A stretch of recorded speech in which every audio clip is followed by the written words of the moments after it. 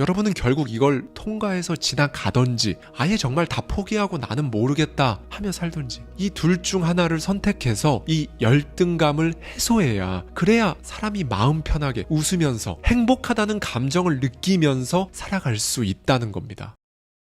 안녕하세요. 하와이 대저택입니다. 여러분은 성공합니다. 여러분은 이제 여러분의 결심을 싹 바꿔버리는 그 순간을 맞이하면서 정말로 인생을 바꾸는 그 단계로 나아갈 겁니다. 오늘은 기시미 이치로 고가 후미타케의 미움받을 용기에 담겨있는 인사이트를 가져와서 저의 생각까지 더해서 여러분들과 이야기를 나눠보고자 하는데요. 이 책은 오스트리아 출신 정신의학자 아들러의 심리학을 다루고 있습니다. 아들러는 열등감이라는 단어를 현재 통용되고 있는 맥락으로 처음 사용한 대단한 인물이기도 하고요.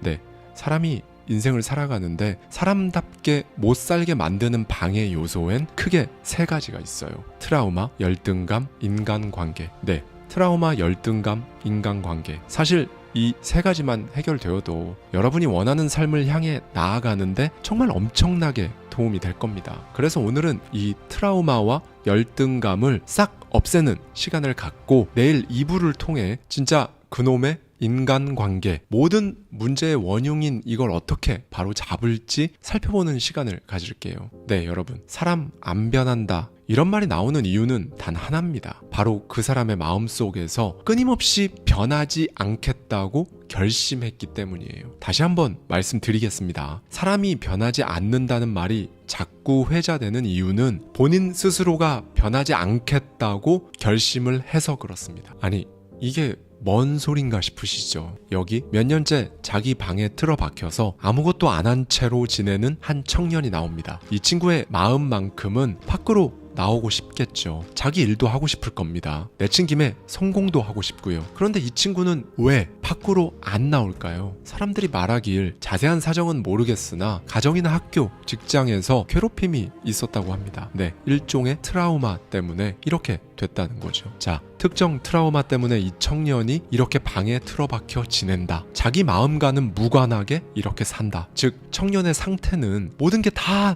트라우마 때문이다. 이렇게 우리는 통상 모든 현상을 이 일이 생긴 원인이 있다. 이 사람이 이렇게밖에 살 수 없는 어떠한 사건이 있다는 추측으로 단정 지어버립니다. 네, 상식적이라는 생각이 드시죠? 그런데 이거 정말 맞을까요? 아니요. 아들러는 이런 견해를 정면으로 반박합니다. 이 사람은 불안해서 밖으로 나오지 못하는 게 아니라 밖으로 나가지 못하니까 불안한 감정을 지어냈다라고 말합니다. 쉽게 말해 어떤 일로 인한 이 트라우마는 그 일을 겪고 한동안은 우리를 아프게 할 수는 있어도 이런 사건을 겪으면서 무조건 따라오는 일련의 성장을 거치고 나면 이제 더 이상 전혀 문제가 되지 않는다는 거예요. 이 트라우마는요, 정말 한순간 또 하나의 도약을 위한 발판일 뿐 그 어떤 과거의 경험도 여러분 인생 전체를 쥐고 흔들어서 막 여러분을 방에 틀어박히게 만들어 버리는 것이 될 수 없다는 말입니다. 네, 그런데도 우리는 과거의 원인에 주목해서 지금 이 상황을 설명하려 듭니다. 원인과 결과. 바로 이 논리로 현재와 미래를 전부 과거에 묶어둔 채로 여러분이라는 사람을 수동적으로 만드는 거예요. 이제 이걸 결정론이라고 한다면 저자는 인생을 목적론으로 봐야 한다며 일침을 날립니다. 그러니까 누군가 밖으로 나오지 못하고 있다면 이 사람에겐 밖으로 나갈 수 없다는 목적이 있는 거고, 그 목적을 달성하는 수단으로 이제 불안과 공포라는 감정을 끌어들여서 그 목적을 뒷받침한다는 거죠. 네, 사람들은 인생을 거대한 이야기로 인식하기 때문에 소위 절절한 인과 법칙, 그러니까 사연이 담겨있는 전개로 이야기를 풀어가길 바라는 경향이 있어요. 과거의 그 영향으로 내가 이렇게 됐어, 이렇게 말하는 건 어쩐지 사람들 마음을 사로잡기도 하면서 매력 있는 스토리니까요. 그런데 실제 현실은 달라요, 여러분. 우리가 딛고 있는 이곳은 여러분이 직접 만들고 여러분이 생각해서 상상한 대로 여러분 눈앞에 실제로 펼쳐지는 현실입니다. 과거의 끈적한 감정, 부정적인 기운에 얽매여서 앞으로 나아가지 못하는 건 오로지 이 감정의 늪을 잘 활용해서 어떤 작품을 써야 할 때, 그러니까 절절한 발라드를 만들거나 예술 작품을 탄생시켜야 할 때는 정말 유용하다고도 말씀드렸었죠. 이런 목적이 아니라면 이 감정, 이건 이제 내 거 아닌데, 난 이제 안 그런데? 그냥 이렇게 말해 보십시오. 이렇게 말하면서 무시해 버릴 필요가 있다는 거죠. 네, 여러분이 경험한 것들은 그 어떤 것도 그 자체로 여러분이라는 한 사람을 바로 규정할 수 없어요. 그저 그 경험에 여러분이 어떤 의미를 부여하는지, 이게 정말로 진짜 정말로 중요한 겁니다, 여러분. 이 부분에 있어서는 사실 이게 전부예요. 인간은 누구나 변하길 원합니다. 길 가는 사람 중 아무나 붙잡고 물어도 저는 이런 부분이 좀 변했으면 좋겠어요 라고 말하거든요. 도대체 왜 모두가 변하고 싶어 할까요? 아무나 변하기 어려워서 그래요. 만약 우리가 진짜 쉽고 간단하게 그냥 변할 수 있다면 변하고 싶다고 굳이 말하지도 않을 겁니다. 그래서 우리는 일상생활을 조금씩 계속 변화시켜보죠. 변하고 싶기 때문에 이것도 해보고 저것도 해보면서 내가 변하려면 뭘 해야 하지? 계속 재고 따지면서 생활에 변화를 주거든요. 그렇게 조금씩 변화하는가 싶다가도 금방 또 제자리로 다시 돌아와요. 인생을 바꾸겠다는 결심을 하지 않아서 그렇습니다. 일상생활보다 훨씬 더 상위에 있는 여러분의 인생, 여러분이라는 사람 그 자체, 여러분의 잠재의식, 이걸 바꾸겠다는 결심을 하지 않아서 그래요. 네, 설령 자유가 없어도 오늘의 여러분이라는 사람을 만든 바로 그 잠재의식에 익숙해져서 변하지 않고 사는 게 솔직히 더 편할 수 있습니다. 일상에서 생활 양식은 금방금방 바꾸기 편한데 저 깊숙한 곳에 여러분이라는 사람의 정체성, 그러니까 잠재의식은 바꾸기가 너무 어려워 보이기도 하고요. 그 다음에는 이제 무슨 일이 일어날지 불안하죠. 그 과정이 생각했던 것보다 더 힘들고 그러면 어떡하나. 그냥 지금 이대로 살면 눈앞에 닥친 일들 처리하면서 눈앞의 결과만 보면서 고민하지 않아도 되니까요. 그래서 결국 이대로 사는 거 어쨌든 조금이라도 더 편하고 뭔가 안심이 됩니다. 그리고 이 모든 과정들을 통해 밖으로 나오는 것 자체가 정말 더 어려워지는 거고요. 마치 한 30-40년 된 엔진이 장착된 차를 계속 타고 있는 거랑 똑같아요. 바꾸고는 싶은데 일단 시간도 없고 엄두도 잘 안 나고요. 그래서 그냥 간단하고 눈에 보이는 엉뚱한 튜닝만 하고 있는 거랑 똑같다는 거예요. 뭐 차는 잘 가죠. 가긴 가는데 잡소리도 많이 나고 덜그덕거려요. 경고등도 막 뜨고요. 네, 여러분, 결국 이 지점에서 우리 인생의 선택지는 정확히 딱 두 가지예요. 1. 내가 변하기로 결심하면서 생기는 불안함을 선택할 것인지, 2. 변하지 않아서 따르는 불만을 선택할 것인지. 불안함을 선택할 수 있으신가요? 정말로 이제는 불만이 아니라 불안함을 선택할 의지가 있으세요? 과거에 불만에 쌓여있던 여러분을 청산하실 건가요? 정말로 그렇게 하시겠어요? 그러면요, 여러분, 시작하세요. 제가 말씀드리는 100번 쓰고 100번 말하기, 오늘부터 바로 하는 겁니다. 당장 행동을 하라고 이곳저곳에서 정말 많이 말하죠. 그런데 이렇게 말하는 거에 가장 치명적인 약점이 하나 있어요. 만약 그걸 지키지 못했을 때 그때 찾아오는 죄책감, 열등감, 패배감이 엄청나다는 거예요. 그래서 상황이 더 악화되는 경우가 많습니다. 실제로요.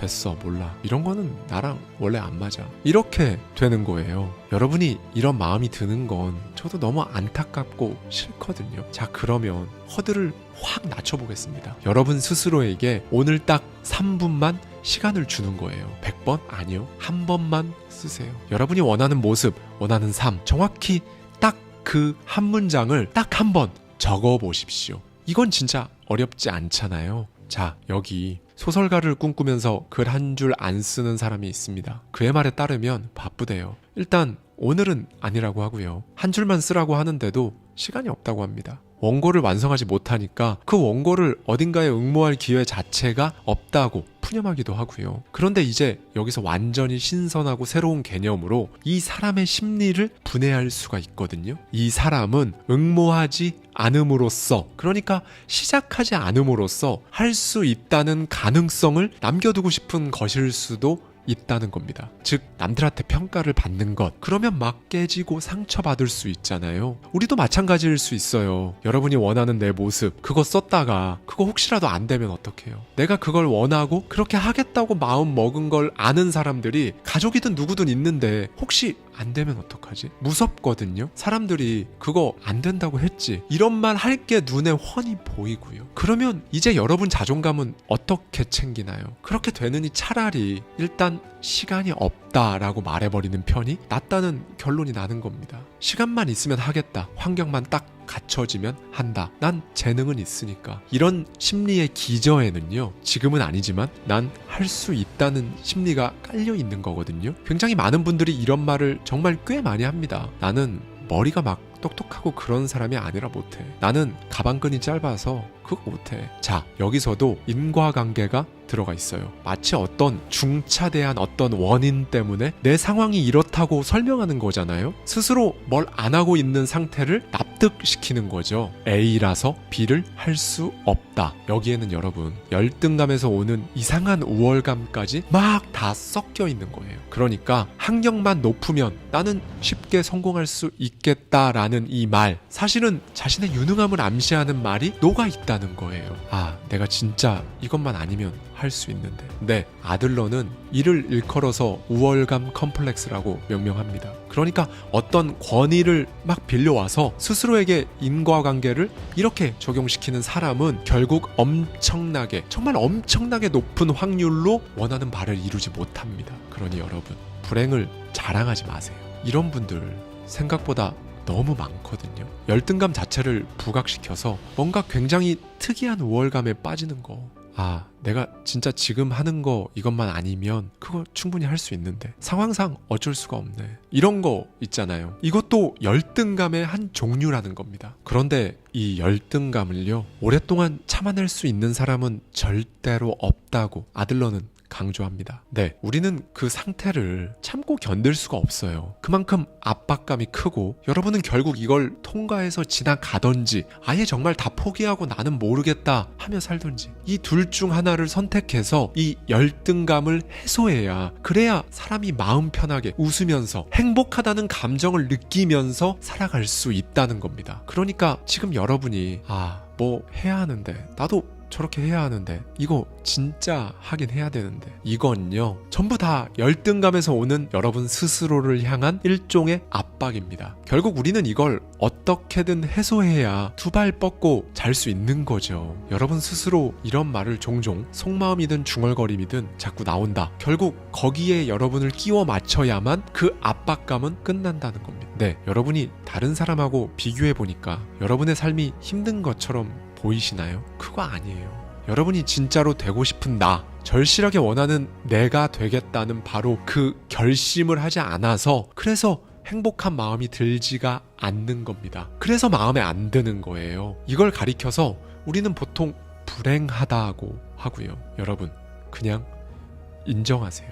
인정하고 여러분이 되고 싶은 나를 종이에 써보십시오. 100번씩 쓰고 말하기 시작하세요. 그래도 뭔가 두렵죠. 내가 생각한 그 시점에 그 정도 부자가 안 되어 있으면 어떡하지? 아니, 내가 되고 싶은 나, 그거 안 되면 어떡해? 무서워서 미룹니다. 시작을 어떻게 하냐며 그렇게 또 다음 기회에 이렇게 미뤄집니다. 그런데 여러분, 한쪽짜리 원고 들고 문학상에 응모했다가 떨어지면 좀 어떤가요? 사람들이 그것 봐 하면 좀 어때요? 그걸 계기로 여러분이 분명 나아진다는 건 제가 500번 정도는 말씀드린 것 같습니다. 분명 나아지는 거거든요. 아니, 어떻게 자기 손으로 문학상에 실제로 응모를 한 사람이랑 아무것도 안 한 사람이랑 같을 수가 있나요? 그걸 계기로 이제 또 다른 길을 찾을 수 있게 되는 거거든요. 어쨌거나 그 시도로 여러분은 갑니다. 어디로요? 예전과는 차원이 다른 그 목적지로 가는 거예요. 네, 여러분, 삶은 목적론의 원리로 돌아간다고 저자는 또 한 번 강조합니다. 여행객들이 북극성 하나에 의지해서 길을 찾아가듯이 우리도 길잡이 별 하나 띄워놓고 그냥 그 길을 가는 거예요. 타고난 내 기질에 맞는 내가 바라는 나, 잃어버려서 안 되는 지침, 내 이상향, 그 길잡이 별 하나 두고 가는 겁니다. 그 방향으로 그냥 가다 보면 어느 순간 도달하는 거고요. 저자는 말합니다. 머리 위에 스포트라이트 하나 켜놓고 춤추듯이 그 길을 가라. 바이올리니스트를 꿈꾸는 사람이 동경하는 악단에 들어가기 위해 맹 연습을 하고, 열심히 공부한 사람이 시험에 합격하고, 부단하게 투자 공부를 하고 투자를 해 나아간 사람이 몇 년 후 경제적인 결실을 얻게 되고, 지금 여기에 스포트라이트 하나 켜두고 춤추면서 그냥 가는 겁니다. 막 견디고 그러는 게 아니라요. 그러다 문득 주위를 둘러보면, 아, 그래, 내가 결국 처음 생각했던 그 목적지에 와 있네 하는 거죠. 스포트라이트를 켜는 이유는 간단해요. 안 켰을 땐 밝기가 애매해서 여러분의 과거가 슬쩍슬쩍 보이거든요. 막 눈길을 주거든요. 그러지 말고 머리 위에 엄청나게 강렬한 빛, 그거 하나가 지금의 나를 딱 눈이 부실 정도로 밝게 비춰주고 있으면 아무것도 안 보입니다. 그냥 딱 지금의 내 상태, 여기에 집중할 수 있는 거죠. 그렇게 바이올린에 미쳐서 그것만 보고 간 사람이 전문 연주자가 되어 있을 거고요. 글에 미쳐 그것만 보고 간 사람이 대단한 작가가 되어 있을 거고요. 너무 당연한가요? 그냥 당연하게 거기에 도달하는 것, 길잡이 별 하나 잡아놓고 그 길을 가는 것, 그게 바로 성공입니다. 여러분의 목적은 뭔가요? 방에 틀어박힌 그 청년은 아직도 밖에 나가지 않는 그게 목적일 겁니다. 여러분은요? 여러분의 지금 상태가 가리키고 있는 목적은 도대체 무엇인가요? 되고 싶은 나를 두고, 내가 간직한 그 목적을 두고 할 수 없는 이유를 이리저리 찾아다니는 게 더 고달픕니다. 인생이 점점 더 안 행복해져요. 여러분이 목적으로 가는 그 길은 진짜 명료해야 합니다. 그래야 생각이 뚜렷해지니까요. 그거 하나만 생각하고 그렇게 가는 삶이 지금 이런저런 핑계 생각하고 있는 때보다 훨씬 더 낫다고, 이건 정말 제가 확실하게 말씀드립니다. 여러분 스스로를 방해하지 마세요. 사람은요, 변합니다. 트라우마 힘들죠. 당연히 힘들 겁니다. 그런데 제가 드리고 싶은 말씀은, 여러분이 가고자 하는 길, 되고자 하는 모습, 살고자 하는 삶과는 상관이 없다는 거예요. 지금 여러분의 환경과도 관계가 없어요. 지금까지 인생에 무슨 일이 있었던 간에 앞으로 여러분이 직접 만들어갈 앞으로의 인생엔 정말 아무런 영향을 미치지 못합니다. 네, 더 이상 단점에 주목하지 않으셨으면 좋겠어요. 왜냐하면 그건 여러분이 스스로 나 자신을 좋아하지 말자라고 결심하는 거거든요. 네, 여러분, 인생에 필요한 건 교환이 아니에요. 아, 난 이게 부족해. 난 이런 가정 환경이 없어. 난 이게 참 별로야. 하면서 우리는 이 단점들을 가지고 더 나은 수준으로 교환하고 싶어 하거든요. 난 가정이 불우해. 그래서 유복한 가정 환경이 조성된다면 그걸 하겠다. 이거는요, 유복한 가정 환경하고 나의 시작, 도전, 결심을 맞바꾸고 싶다는 겁니다. 여러분, 그런데 제가 항상 말씀드리지만 그 어떤 인생이든 대가 없는 인생은 없어요. 모든 인생은 결국 스스로 고쳐 나가는 겁니다. 교환의 논리? 없어요. 인생을 교환을 하겠다는 건 흥정을 하겠다는 건데, 누구랑 어떻게 어디서 흥정을 할 수 있을까요? 명백히 너무나 아까운 시간 낭비죠. 고칠 수 있습니다. 그냥 여러분이 여러분 스스로를 고치면 돼요. 책을 통해, 영상을 통해 그 방법을 다 알려드리고 있습니다. 그러니 이제는 이렇게 말해보세요. 이상한 열등감 혹은 이상한 핑계, 트라우마로 인한 안 좋은 감정, 이런 게 올라오면 이제 그거 내 거 아니야 라고 속으로 말하는 겁니다. 입 밖으로 소리내서 말하셔도 좋고요. 나는 나를 안 좋아한다는 내면의 그 말들, 바뀌지 않겠다고 했던 결심들, 이제 그것들은 여러분의 것이 아닙니다. 시간을 내세요. 여러분 스스로를 마주하는 시간을 가지십시오. 나한테 어울리는 나, 진짜로 되고 싶은 나를 그냥 적으세요. 10분? 어쩌면 5분, 1분이면 하실 수 있잖아요. 그래야 진정한 나를 찾을 수 있습니다. 그리고 그렇게 과거에서 벗어나는 거.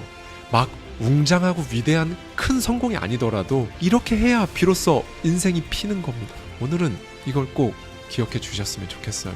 변하지 못하는 건 스스로 변하지 않겠다고 다짐한 그 결심 때문에, 단지 그것 때문이라는 걸 말이죠. 그 결심의 방향만 정반대로 딱 틀어버리시면 여러분은 변한다, 성공한다고 말씀드리고 싶었습니다. 끊임없이 파도가 밀려와 부딪히는 바위처럼 살아라. 바위는 엄숙히 서 있고 물거품은 그 주위에서 잠든다. 여러분은 성공합니다. 여러분이 그걸 원했기 때문이죠. 안녕하세요. 하와이 대저택입니다. 네, 여러분, 성공이라고 부를 수 있는 삶, 자신이 원하는 삶을 산다는 게 사실 그렇게 쉽지만은 않습니다. 그렇죠? 늘 꽃길만 있으면 좋겠지만 인생의 순간순간마다 마주하게 되는 그런 고통과 시련이 정말 누구에게나 있거든요. 우리 구독자님들 중에서도 지금 이 순간 그런 시기를 지나고 있다고 그렇게 느끼시는 분들이 분명히 있으실 거예요. 그래서 오늘은요, 우리나라에서는 미움받을 용기라는 책으로 정말 많은 분들의 사랑을 받았던 철학자 기시미 이치로의 죽을 때까지 나를 다스린다는 것, 이 책 속에 담겨있는 인사이트를 가져와서요, 저자의 시선으로 저의 생각까지 더해서 여러분과 함께 생각해보고 싶은 부분을 말씀드리도록 하겠습니다. 특별히 이 책은요, 로마의 황제이자 철학자였던 마르쿠스 아우렐리우스 명상록의 주옥 같은 문장들을 재해석했는데요. 무려 2000년 전에도 이런 고민을 하고 이렇게 답을 찾아갔구나.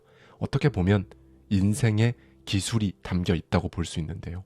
오늘 영상 끝까지 집중해서 보고 듣고 반복해 주시면요, 정말 큰 도움이 되실 거예요. 대학원생 시절 나는 뇌경색으로 갑작스럽게 쓰러진 어머니를 간병하느라 매일매일 고통스럽고도 힘든 시간을 보냈다. 죽음의 문턱에 서 있는 어머니를 보며 어머니처럼 몸을 움직이지 못하고 의식까지 잃게 되었을 때, 그때도 인간에게 삶은 의미가 있는 것인가?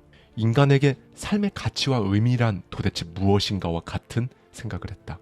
그 당시 나에게 인생이란 절망 그 자체였고, 인간이라면 누구나 나이가 들어가고 병들고 결국엔 죽게 되는 달갑지 않은 순리 앞에서 괴로워했다. 그때 처음 명상록을 제대로 읽게 됐다.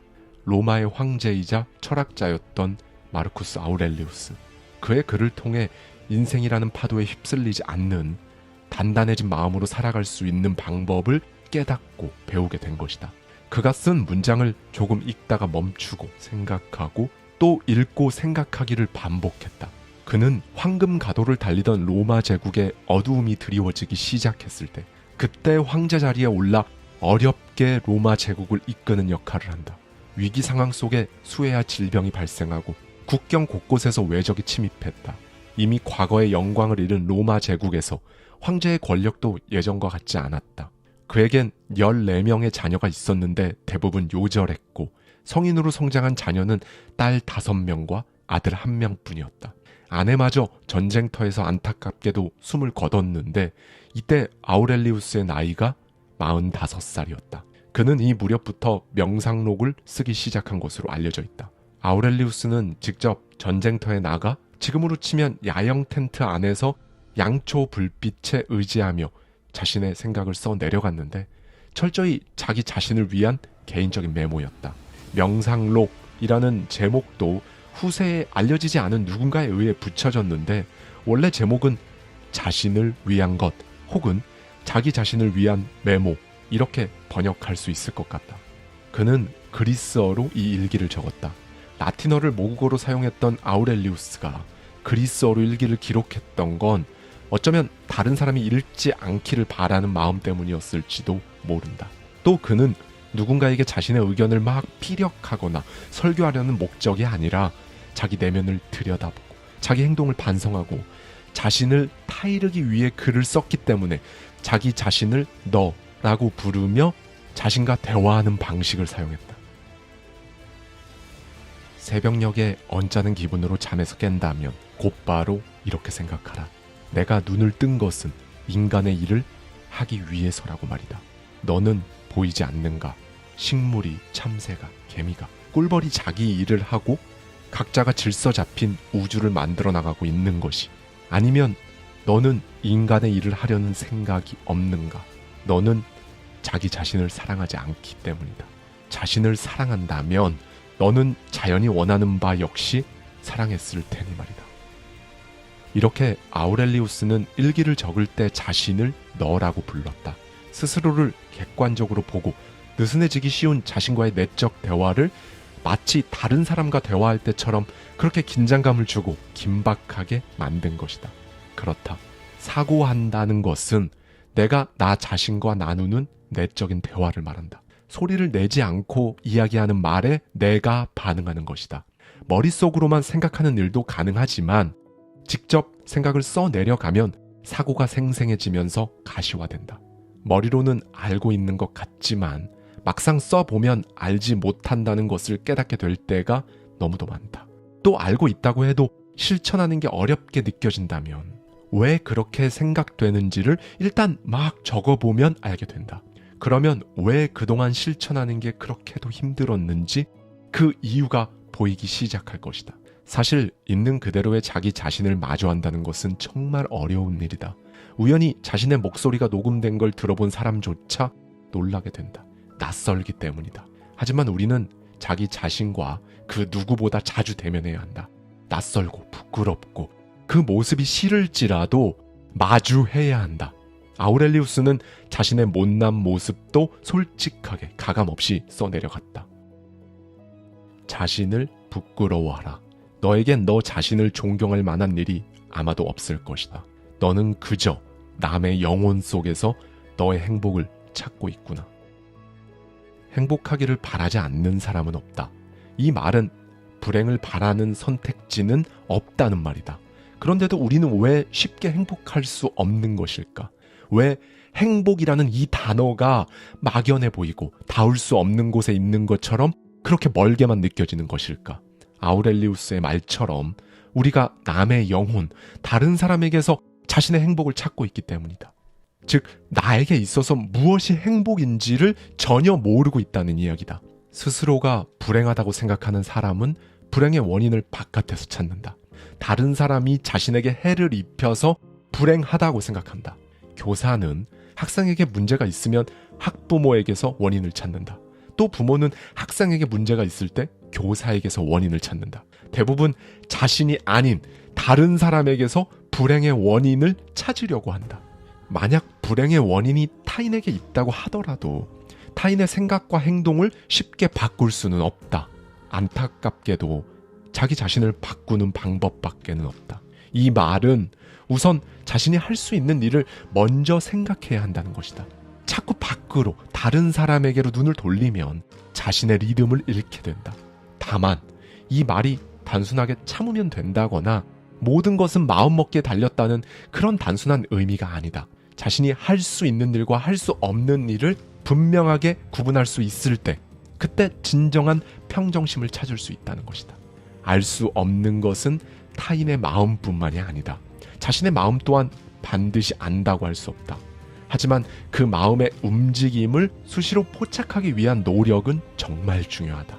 자기 안에서 무슨 일이 일어나는지 그걸 가장 먼저 알아차리는 일, 그보다 중요한 일은 없다. 분노나 증오 또는 슬픔의 감정은 자신을 향한 타인의 말과 행동 또는 가까웠던 사람과의 이별을 통해 생겨난다. 이런 외부 요인의 영향을 받더라도 마음이 요동치는 것을 억제하고 그 가운데서 자신을 잃어버리지 않고 마음을 유지하는 것이 진정한 행복이라고 아우렐리우스는 말한다.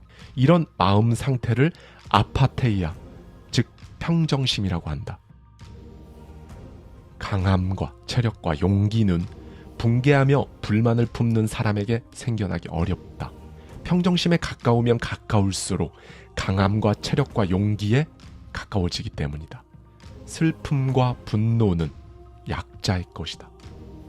슬픔이 약자의 것이라는 말에 사랑하는 사람을 잃고 슬픔에 빠진 사람은 약하기 때문에 슬퍼하는 것이 아니라고 이렇게 반문하는 사람이 분명히 있을 것이다. 14명의 자녀 가운데 대부분의 아이들을 잃었던 아우렐리우스 역시 그 누구보다 길고 긴 슬픔과 상념의 시간을 보냈을 것이다. 아이가 병으로 괴로워하는 모습을 바라보며 부모로서 할 수 있는 게 없다는 사실에 괴로워했을 것이다. 자녀를 잃은 부모를 가리키는 단어 자체가 존재하지 않듯 그 고통은 경험해보지 않은 사람은 감히 짐작하기도 어려운 깊은 슬픔이다. 아이를 잃지 않게 해주세요 라고 기도하는 사람이 있다. 하지만 너는 이렇게 기도하라. 자식을 잃는 것을 두려워하지 않게 해주세요. 아우렐리우스는 놀랍게도 이렇게 적었다. 가까운 사람의 죽음을 경험할 때 헤어나올 수 없는 슬픔에 빠지는 것은 당연하다. 오히려 그런 상황에서 슬퍼하지 않는 것이 더 큰 문제일 수 있다. 그렇다. 이별은 슬픈 것이고 슬픔은 당연하다. 그리고 마음껏 슬퍼해야 한다. 나 역시 어머니가 돌아가신 뒤 내 앞에 펼쳐져 있다고 생각해 왔던 인생의 레일이 사라지고 마치 탈선한 것 같은 느낌이 들었다. 대학 교수가 되고 싶다는 꿈과 야망도 모조리 사라져버렸다. 하지만 당신도 잘 알고 있다시피 그 깊은 슬픔에 빠져 자기 자신을 잃어버린 상태에서 언젠가는 벗어나야 한다. 아무것도 하지 않고 폭풍우와 같은 슬픔이 그냥 그렇게 지나가기만을 기다리기엔 우리의 삶이 그렇게 길지 않다. 이런 일이 일어났으니 나는 불행하다. 이렇게 생각하지 않는다. 그럼에도 불구하고 압도당하지 않고 괴로워하지 않으니 나는 행복하다. 불운은 누구에게나 일어날 수 있지만 모두가 담담하게 불운을 견뎌내는 것은 아니기 때문이다. 그렇다. 슬픔이 치유되고 고통에서 벗어나는 데에는 오랜 시간이 걸리겠지만 일어난 일 자체가 불행은 아니라는 것이다. 아우렐리우스는 불운에 사로잡히지 않고 절망하는 일 없이 이겨낼 수 있는 힘이 있다고 그렇게 생각하는 것이 행복이라고 말한다. 또 약자에게는 항상 분노가 있다는 아우렐리우스의 말 역시 금방 이해하기 어려울 수 있다. 그는 분노에 굴복하는 게 당연한 거라고 생각하지 않았다. 자신도 모르게 욱해서 화를 내고 말았다는 사람이 주변에 있다면 그건 변명에 지나지 않는다. 힘이 있는 사람은 분노로 내달려 그것에 굴복하지 않기 때문이다. 요즘 같은 시대에도 호통을 친다거나 혹은 큰 소리로 상대를 인격적으로 비난하거나 자신이 가지고 있는 힘을 이용해 타인을 제압하는 것을 당연하게 여기는 사람이 적지 않다. 갑질이 사회 문제가 되는 만큼 이전 시대처럼 대놓고 화를 낸다거나 주먹을 휘두르는 사람은 눈에 띄게 줄었지만 여전히 직장이나 학교에서 교육과 훈육을 위해 압도적인 힘이 필요하다고 생각하는 사람이 많다. 내가 분노를 터뜨린다고 할지라도 그들은 같은 행동을 계속하게 될 것이다.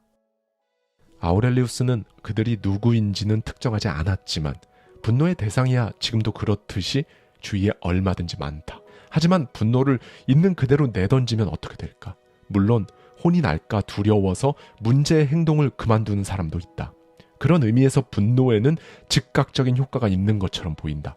하지만 아우렐리우스는 결국엔 같은 일이 반복되고 같은 행동을 할 것이라고 말한다. 화내는 사람은 조금 더 화를 내면 상대가 마음을 고쳐먹고 행동을 개선하지 않을까? 그런 선한 동기를 가지고 화를 낼지라도 그때뿐 같은 일은 반복된다. 그리고 그때부터 상대도 대들거나 화를 내기 시작한다. 상황이 악화될 뿐이다. 여기서 분명히 해야 할 것은 화를 냈음에도 같은 행동을 하는 것이 아니라 화를 냈기 때문에 같은 행동을 한다는 것이다. 물론 상대가 잘못된 행동과 말을 할 때도 분명히 있을 것이다. 그럴 때는 올바르지 못하다고 지적하면 그걸로 족하다. 화를 낼 필요가 없다. 아니, 정확히 말하면 화를 낸다고 해서 그 어떤 것도 바뀌지 않는다. 오히려 쉽게 분노를 터뜨리면 관계는 멀어질 수밖에 없다. 지금 당신이 맺고 있는 모든 관계들을 떠올려보라. 당신에게 분노했던 그 누군가, 그리고 당신이 분노를 쏟아부었던 그 누군가, 그들과 지금 관계가 어떠한가. 화를 내는 사람의 말이 맞다고 한다면 자기 잘못을 인정하고 싶지 않아서 청개구리처럼 행동을 개선하지 않으려 한다. 또 화를 내는 사람의 말이 틀렸다면 행동을 개선하려는 생각 자체를 하지 않게 된다. 온갖 분노와 화를 주고받다가 나중에는 서로 왜 화를 내기 시작했는지조차 모르게 되는 지경에 이르게 된다. 끊임없이 파도가 밀려와 부딪히는 바위와 같이 살아라. 바위는 엄숙히 서 있고 물거품은 그 주위에서 잠든다. 누군가 나에게 어떤 행동과 말을 하더라도 나라는 바위에 몰아치는 파도의 물거품 같은 것이라고 생각하면 그만이다. 아우렐리우스의 말처럼 엄숙하게 서 있으면 시기, 질투, 근거 없는 비판과 비난이 들려와도 파도는 가라앉고 잠잠해질 것이다. 어린 시절부터 많은 칭찬을 받고 자란 사람은 자존감이 높고 자기 효능감도 높아 긍정적인 모습을 보일 수도 있지만 어른이 되어서도 칭찬을 받지 못한다거나 누군가 알아주지 않을 경우 마음 상해하며 언짢아하거나 심지어 화를 내는 경우도 있다. 자신이 베푼 선의에 감사하지 않는 사람에게 분노를 느끼는데 그치지 않고 원망하는 사람도 있다. 물론 자신이 누군가에게 해준 일을 절대로 잊지 않는 사람도 있다. 나는 중학교 시절 교통사고를 당한 적이 있다. 자전거를 타고 가다가 오토바이와 정면 충돌했던 아찔했던 사고였는데 다행히 크게 다치진 않았다. 며칠 뒤 그 현장에 있었다는 한 사람이 우리 집에 찾아왔다. 그 사람은 자신이 구급차를 불렀다고 소개했는데 딱 봐도 살해금을 받기 위해 찾아왔다는 사실을 금세 알 수 있었다. 누구나 공경에 처한 사람이 있으면 도움이 되고 싶다는 생각을 한다. 그런데 도움을 받은 사람이 도와준 사람을 찾는 일은 있어도 도와준 사람이 자기가 도움을 줬다며 먼저 나서서 돈을 요구한다는 게 어린 나이였지만 아무래도 이상했다. 자신이 한 일을 인정해주지 않는 것에 대해 불만스럽게 생각하는 가장 큰 이유는 기브앤테이크의 잣대로만 바라보기 때문이다. 하지만 살다 보면 내가 준다고 반드시 받을 수 있는 건 아니다. 내어주면 돌아올 때가 있는가 하면 당장 돌아오지 않을 때도 분명히 있다. 한 사람이 이기적인지 아닌지는 계산을 얼마나 먼 미래까지 연장할 수 있느냐에 달려있다. 내가 지금 당장 받지 못하더라도 시간이 흘러서 다른 형태로 받을 수 있다고 생각하는 것인데 이건 단순한 계산의 문제가 아니라 상상력의 문제이다. 그렇다. 이기주의자는 먼 미래까지 계산하고 기다리지 못한다. 지금 당장 받지 못하면 손해보는 기분이 드는 것이다. 이런 사람은 어떻게 하면 다른 사람에게 도움이 될까? 이런 것에는 관심이 없다. 오로지 자신이 한 일을 다른 사람에게 인정받을 수 있을지 없을지 거기에만 관심이 쏠려있다. 오스트리아의 정신의학자 알프레도 아들러는 자신을 향한 관심을 타자를 향한 관심으로 바꿔야 한다고 말한다. 2000년 전 아우렐리우스의 생각도 크게 다르지 않았다. 누군가에게 친절을 베푼 뒤 상대에게 계산서를 내미는 사람이 있다. 계산서를 내밀지 않더라도 상대를 채무자로 여기면서 자신이 한 일을 의식한다. 하지만 어떤 사람은 자신이 베푼 친절을 의식하지도 못하고 기억도 하지 못한다. 열매를 내주고도 그 이상 아무것도 바라지 않는 포도나무와 닮았다. 그렇다. 행위의 가치는 평가와는 별개다. 평가받지 않는다고 가치가 없는 것이 아니다. 반대로 평가를 받았다고 해서 가치가 있다는 뜻도 아니다. 여기서 반드시 기억해야 할 것은 자신의 가치는 타인의 평가와는 관계가 없다는 사실이다. 누군가 당신에게 이런 것도 못하냐 혹은 이런 것도 모르냐며 자신의 지도나 교육의 부족함을 생각하지 않은 채 깔보는 듯한 말을 하는 사람이 있다면 이런 말들은 마음에 담아둘 필요가 없다. 그 평가의 말로 나의 가치가 떨어지거나 반대로 올라가는 것은 아니다. 결국 다른 사람의 말과 행동에 좌우되지 않는 마음이 중요한 것이다. 당신은 누군가에게 기대하는 말과 행동이 있는가? 그 사람이 내 기대를 충족시켜주지 않는다고 해서 섭섭해하거나 화를 낼 까닭은 없다. 그 사람이 나의 기대를 채우기 위해 존재하고 또 살아가는 게 아니기 때문이다. 내가 타인의 기대를 채우기 위해 존재하는 것이 아니듯 말이다. 그리스의 철학자 탈레스는 어느 날 별을 관찰하기 위해 노파와 함께 밖으로 나갔다. 그런데 발을 헛디뎌 그만 도랑에 빠지고 만다. 큰 소리로 우는 탈레스에게 노파는 이렇게 말한다. 탈레스요, 당신은 자기 발밑도 보지 못하면서 저 하늘 위를 알 수 있다고 생각하는 겁니까? 매일 쏟아지는 업무에 지칠 대로 지치고 지금의 삶에 만족하지 못할 때, 마음대로 되는 게 하나도 없을 때, 나에게 왜 이런 불운이 계속되는지 알 수 없을 때, 철학에 관심이 없는 사람도, 생각을 게을리했던 사람도 이런 생각을 한다. 나는 뭘 위해 사는 건가? 이렇게 사는 게 맞나? 더 중요한 게 있지 않을까? 이런 철학적인 질문을 스스로에게 던지게 되는 것이다. 아우렐리우스 명상록을 관통하고 있는 하나의 큰 줄기는 바로 자신을 지키는 것이었다.